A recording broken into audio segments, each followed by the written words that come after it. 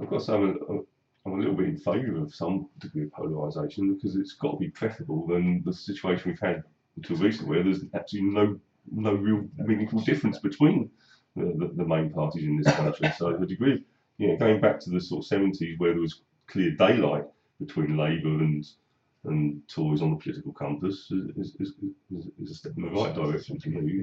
There's an element of choice at last. Yeah. I see where you're coming from. The thing is, I mean, there's such an abrogation of responsibility. It seems to me. I mean, okay, hundreds of thousands of new voters joined Labour Party since May and support Corbyn, but millions and millions of people voted Labour. Yeah. What about them? They're not. A lot of them aren't going to vote. Let's talk a little bit about Labour here, because Labour and the Democrats have an awful lot in common, because you've got Bernie Sanders, who is the Jeremy Corbyn of the Democratic Party, and Hillary Clinton, who would, by definition, be the Tony Blair of the party. And it's very clear that the grassroots around Bernie momentum is really beginning to grow.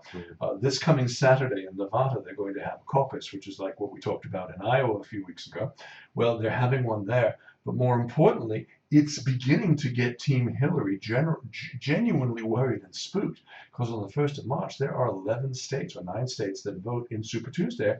And yesterday, Bernie was in Texas, and there's a video on the web of somebody showing the queue to get in to see him. It took them 2.5 minutes to drive from the front of the queue to the back of the queue. That many people were waiting to see him in Texas. Oh, sorry, no, Michigan. So, I mean, it was just absurd that so many people want to hear what he has to say. And the GOP on Saturday are going to be having their primary. So there's some real excitement on both sides, but what was going to be Hillary's coronation is hitting a lot of she's and her people are rattled, aren't they? Oh, yeah. I mean, that, as you say, they're very worried about what's happening. I was never a fan of John Podesta, and he's the guy that's running the campaign. He doesn't know how to run an insurgency campaign, and that's what you have to run, even if you are the front runner. And the guy that ran it before was even worse, Mark Penn. She manages to get people that are very loyal to her, but there's one place that you cannot have sycophants. It's politics.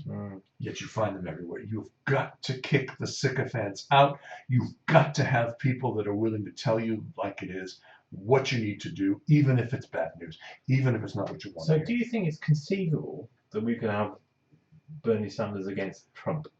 No, I think I'm not even sure now that Trump is going to get the nomination. He's starting a bit of a slide. What worries me is Cruz. And, a Cruz Trump or Trump Cruz ticket would be great, because it would be the death of the party altogether. But I just don't know what's going to happen on the Dem side. I think the smart thing would be a Sanders Clinton, but I'm not sure we'll actually get there. No, that will never happen. He stays in term for one term, and then Hillary comes in and takes over. But it's just crazy.